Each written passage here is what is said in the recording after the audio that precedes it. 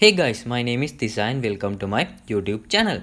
In this video, I am going to show you guys how to make a 3D photo post in Facebook.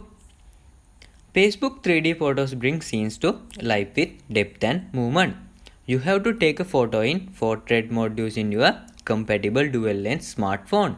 Those photos then can be shared as a 3D photo on Facebook where you can scroll, fan and tilt to see the photo in realistic 3D.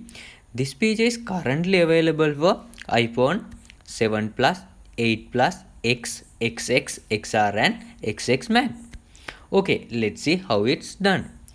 First of all, tap in your Facebook app and launch into your Facebook account. Once you are in your account, click on the search bar. Then search for Facebook 360. Type it in search bar and hit search. Then you will get a screen like this. Click on Facebook 360, which is the first option in this list. Then you have to hit like. If you don't like this page, it doesn't come up as an option. Once you hit the like, you have to close the app completely by navigating to the multitasking window. Once you close the app, then reopen the Facebook app by tapping on it. Once you are in your account, click on the What's on Your Mind option. Then scroll down until you find the option 3D photos. Click on that.